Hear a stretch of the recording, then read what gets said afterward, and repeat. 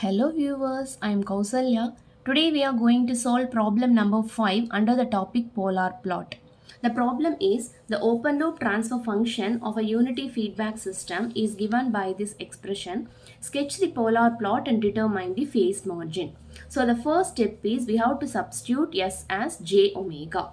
So here when you substitute we are having the expression like this. Right. So from this expression, we are going to frame two more expressions. One is for magnitude and another one is for the phase angle. Right. So now we are going to start with magnitude expression. So how to write magnitude expression? Here you have to square each and every elements and you have to take square root also. So here you see I had taken square root, and when you square this one again it is 1, and when you square the coefficient of this imaginary term it is 0.2 omega whole square, right? And here when you consider the second term, the squaring of 1 is 1 plus here 0.025 omega the whole square, and you have to take the square root, right? Similarly you have to write expressions for the denominator terms also. So here you are having j omega cube, right? So when you have to square this term as well as you have to take the square root, right? So here we are taking square root and we are squaring the term also. So what happens? The square root and square will cancel each other, and finally we will be having an omega cube. So whenever you are having an individual s term, then we will substitute s by omega, right? Or individual omega term, you can keep the term as such, right? No need to square and no need to take square root. Anyhow, finally they will cancel each other and we will be having simply the omega term again. Right. So finally this is our expression for the magnitude. Now we are going to frame expression for our phase angle. So the phase angle expression is given by, again you have to take this expression. So how to write the expression? Tan inverse of imaginary term coefficient divided by real term. So here tan inverse of, what is the imaginary term coefficient? It is 0.2 omega, and here the real term is 1. So tan inverse of 0.2 omega. Again when you consider the second term, tan inverse of, here the imaginary coefficient is 0.025 omega divided by the real term is 1. So again tan inverse of 0.025 omega. Since they both lie in the numerator, they are having a plus sign, right? Here is this is also a plus term and this is also a plus term. Now we are going to move these denominator terms to the numerator side. So here a single omega contributes an angle of 90 degree. So here we are having omega cube. So what will be the total angle? 90 plus 90 plus 90, right? So totally they contribute an angle of 270 degrees. Again, this is the denominator term. I am going to move this denominator term to the numerator part. So here a minus sign gets included. See, minus 270.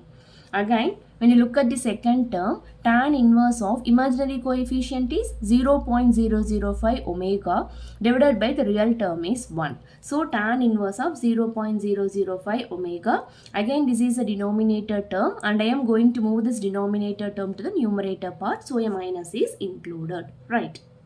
Then again the last term. So tan inverse of 0.001 omega divided by 1. Again this is a denominator term. When I move this to the numerator part, I have to include a minus sign, right?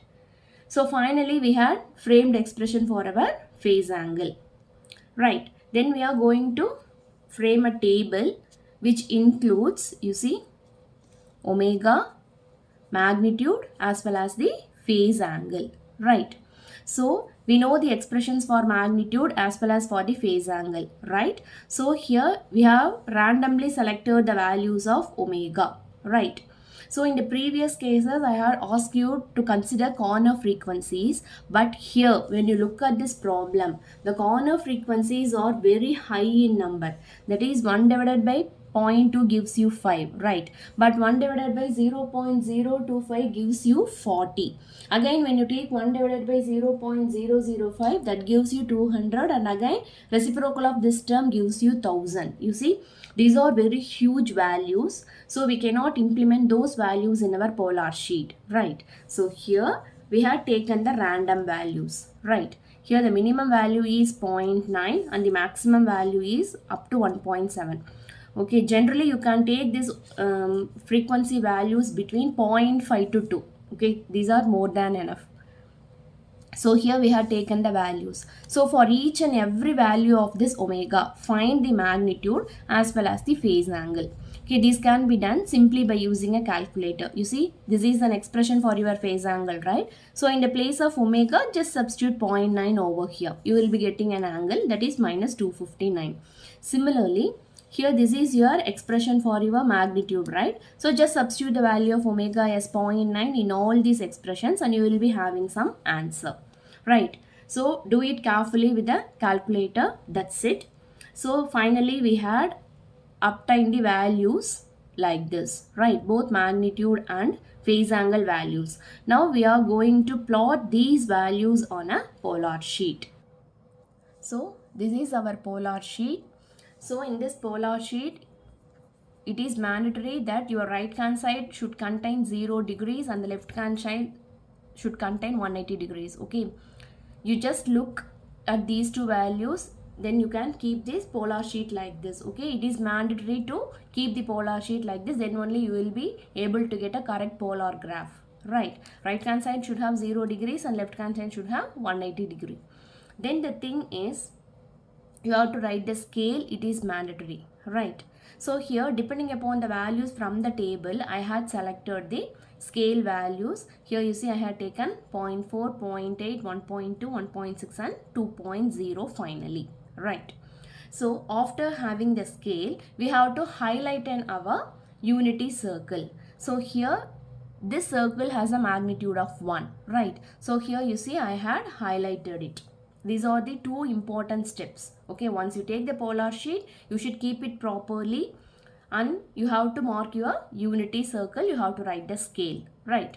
Then now we are going to plot each and every points on this polar sheet. So what is our first point here? Here our first point is 1.4 at an angle of minus 259, right? So you see this is my 1.2, this is my 1.6. So here lies my 1.4, right? So at this 1.4, what is the angle? The value of the angle is minus 259. So here it is 250, here it is 260. Numbers which are represented in smaller size are the negative angles, right?